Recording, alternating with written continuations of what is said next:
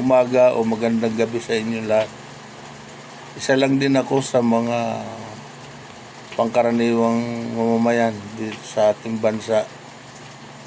Subalit, naisip ko po, apektado na po ang lahat Lalo na yung mga mahirap katulad ko sa mga nangyayari ngayon. Unang-una, yung talagang talamak na nakawan dyan sa ating gobyerno. At sa ngayon, ito pang kaguluhan. Alam nyo bang kahit na sabihin natin na isang gusali lamang ang nagkakagulo dito sa ating lugar, na apektado po ang nakararami. Hindi nyo ba alam ang idinudulot niyan? Sa mga batang nakakapanood sa mga balita. Alam nyo, pag-isipan nyo nga ho. At kung ang ilan lamang ang nakakagulo na yan dito sa ating bansa, huwag nyo naman hong paniwalaan pa. Katulad ng ilang mga congressman dyan. Hindi ko man lang nakitang ibinuto ng tao. Ika nga, hindi nga kumandidato Bigla na lamang umupo bilang congressman. Tapos gagamitin nila yung mamamayan.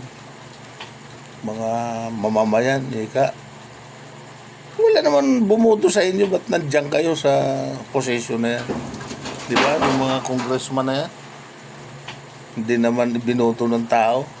Basta na lang umupo na lang basta dyan, biglang lumutang. Di umano, congressman siya. Siguro sa mga representante ng mga party list, sino ba yung mga bumuto sa inyo? Mga damo kayo. Tapos kung gamitin nyo kaming mga mamamayan, gano'n na lang.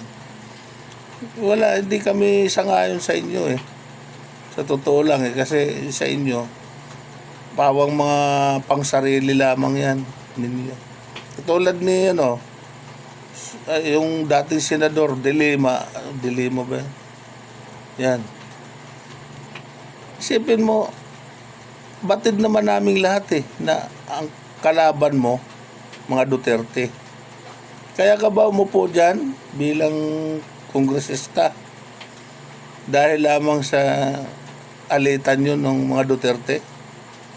Lahat na lamang ng ginawa mo, puro Duterte hanggat sa matatapos na yung termino ninyo dyan. Ano ba yung mga katungkulan nyo dyan?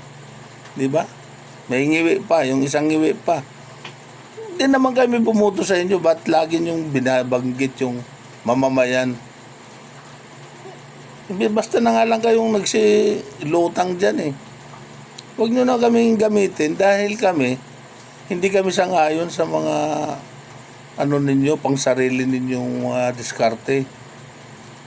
Sarili ninyong galit sa isa't isa Pati kami dinadamay ninyo. No? Hindi kami sangayon dyan sa huwag nyo gamitin yung mamamayan. Dahil ako mamamayan din ako. Pero hindi ako sang-ayon dyan sa mga pinaggagawa ninyo. Katulad ngayon, itong si Trillanes, Trililing ba yan? Ayan. Isa pa ito. Yung ating mga senador na kagalang-galang, hindi man lang ginalang yung Senado. No? Nagpunta pa siya doon, nagwawagay-way ng warrant of arrest di umano. Matagal na naming alam na wala kang katungkulan, Mr. Trillanes. Ba't pa kami maniniwala sa'yo? Kaya nga ako nagtataka dyan sa NBI, mga pulis. Ba't pinaniniwalaan nyo pa yung taong yan? Kung doon nga sa sarili niyang lungsod, nung nakaraan eleksyon, hindi nga nanalong mayor yan Ngayon, kung pinahintulutan nyo siyang maghasik ng kaguluhan dito sa ating bansa, kaya nyo pinaniniwalaan, huwag naman kasi marami yung nabadadamay dyan.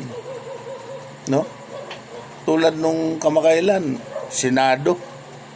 losobin nyo dahil sa utos lamang ng isang katulad ni Trillanes. Tapos sasabihin pa ni Trillanes, siya yung huhuli kay Senator Bato de la Rosa. Sino ba siya?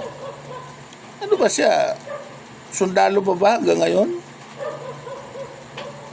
Hindi, alam naman namin na hindi na siya sundalo at hindi na rin senador. Bakit siya pang manghuhuli? Dahil kagalit niya ang mga Duterte, gano'n. Alam niyo, sa totoo lang, mula nung nagsiupo kayo ngayon dyan, lalo na itong ating gobyerno ngayon, puro na lang Duterte hanggang sa natapos na yung mga termino ninyo. Puro Duterte, naubos na yung oras nyo dyan sa Duterte. Hindi nyo man lang pinagtuunan ng pansin yung kahirapan ng mga mamamayan. No? Ang Trillanes na yan, ba't hindi nyo kasuhan yan? Yung pagpapanggap na otoridad siya, may kaso yan eh. Naalala ko pa nga meron isang civilian nagsuot ng uniforme ng pulis. Di ba kinasuhan nyo? Di ba may kaso yan? Usurpation of authority. Di ba? Yung pagpapanggap na otoridad. Malinaw naman nagpapanggap siyang otoridad. Alam mo kung bakit? Anong kuan niya na katungkulan niya na siya ang kukuha ng warrant of arrest na sinasabi niya yung galing sa ICC. Empleyado ba siya ng ICC? Ano ba yun? Dito sa bansa nga natin, wala siyang katungkulan Ba't siya pang nagkakaroon niya ng warrant na yan? Ano yan? Nadadama yung mga mamamayan para malaman nyo, Mr. Trillanes, tumigil ka na. Tumigil ka na kasi mabuti nga may nauuto ka pa No? Pero ang NBI, hindi mo sukat nakalain na kaya mong utuin Hindi ko alam kung anong bertod ang mayroon ka NBI, kaya mong utusan dahil sa dala-dala mong warrant of arrest di umano na sabi nga ng Senado wala namang katotohanan yun. Ano ba yun? Kami mga mamamayan ang naguguluhan. No? Kaya magsitigil na lang kayo. Dahil kung manggugulo lang kayo, magsitigil na lang kayo. Kawawa kami mga mamamayan. No? Kayo yung dapat, ano ba yan? Sayang lang ang boto ko sa iyo nung tumakbo kang senador. Ganyan pala ang utak kung mayroon ka. Ano ka ba naman? Ba't di mo sila pabayaan? Ano nila ngayon, panahon? Ngayon, dapat ang ginawa mo, pinaghandaan mo na uli yung susunod na laban. Tumakbo ka kung talagang magaling ka. No? Kaya lang sa ginagawa mo ngayon, palagay ko ni Barangay Tanod, baka mahirapan ka ng manalo. Yan Huwag kayong ganun. Ginagamit niyo mga mamamayan. Isa ako sa mga mamamayan kahit kailan hindi ako sumang-ayon dyan sa mga katarantaduhan nyo na yan. Isipin mo ang sinasabi ko na dapat kang kasuhan ng usurpation of authority. Kasi parang nag-asta kang otoridad pa. Di ba? Yun nga lang nagsuot ng uniforme ng pulis. Nagsuot lang yun Walang dialogue, walang ano.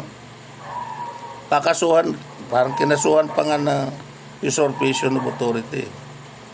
Ikaw pa, lahat ng kinikilos mo, nagmimistola kang nag-aasta kang otoridad. Di ba?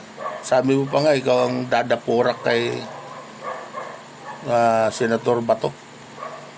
Di ba? Di ba pagpapanggap yan na otoridad ka? Kasi yun lang naman may karapatan manghuli yung otoridad hindi mo naman masabi na citizen arrest. Dahil warrant yung dala mo eh. No? Okay, sige. Thank you po.